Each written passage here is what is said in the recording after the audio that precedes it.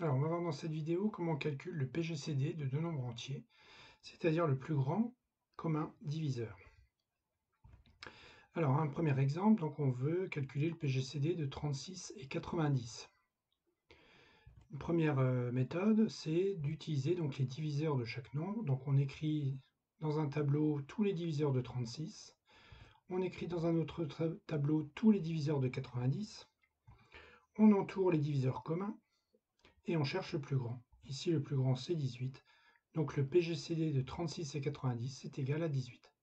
Alors cette méthode fonctionne bien quand les nombres sont assez petits, mais si on prend des nombres un peu plus grands, des nombres entiers un peu plus grands, on va voir la limite de cette méthode, c'est-à-dire on va avoir beaucoup de diviseurs à trouver, ce qui n'est pas très pratique. Alors je vais vous montrer une autre méthode, toujours avec le PGCD de 36 et 90. On va écrire tout d'abord la décomposition en facteur premier de 36. Donc si vous ne savez pas trouver cette décomposition, allez voir dans mes vidéos, j'en ai fait une, vous expliquant comment on peut décomposer tous les nombres entiers en produits de facteurs premiers. Alors 36, c'est 2 fois 2 fois 3 fois 3, quand on le décompose en produits de facteurs premiers. 90, c'est 2 fois 3 fois 3 fois 5. Et pour trouver le PGCD, vous allez voir, c'est assez simple, il suffit de trouver tous les diviseurs communs, tous les facteurs communs qui sont dans les deux décompositions. Donc on a 2, on a 3 et encore 3. Eh bien le PGCD de 36 et 90, c'est 2 fois 3 fois 3, c'est-à-dire 18. Avec une calculatrice, comment ça se passe? C'est très simple. En fait, on va utiliser la touche seconde de la calculatrice, la touche PGCD et la touche point virgule. Je vous montre un exemple. Pour calculer le PGCD de 36 et 90, j'appuie sur seconde puis PGCD, 36, que je sépare par un point virgule, 90. Je ferme la parenthèse et j'appuie sur EX.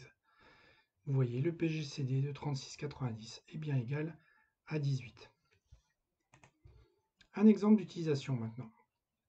On va s'en servir notamment pour simplifier des fractions qui ne sont pas simples à simplifier comme ça, a priori. Donc, on va commencer par décomposer le numérateur en produit de facteurs premiers. Donc 690, c'est 2 fois 3 fois 5 fois 23. Même chose avec 3220, 2 fois 2 fois 5 fois 7 et fois 23. Et on va chercher le PGCD de ces deux nombres avec la méthode de tout à l'heure qui consiste à chercher donc les facteurs en commun dans les deux décompositions. Donc on a 2, on a 5 et on a 23. Donc le PGCD de ces deux nombres est égal à 2 fois 5 fois 23, c'est-à-dire 230. Comme c'est un diviseur de ces deux nombres, on va pouvoir diviser donc le numérateur et le dénominateur 3220 par 230. Alors, 690 tout d'abord, eh bien c'est 230 fois quoi? Eh bien fois ce qu'on n'a pas entouré ici, c'est-à-dire fois 3. Donc on écrit que 690 c'est 230 fois 3. 3220, eh bien c'est 230 multiplié par ce qu'on n'a pas entouré, c'est-à-dire 2 fois 7, 14. Eh bien on écrit que 3220 c'est 230 fois 14. Il suffit maintenant de barrer, c'est-à-dire de diviser par 230 le numérateur et le dénominateur pour obtenir notre fraction irréductible, 3 quatorzièmes.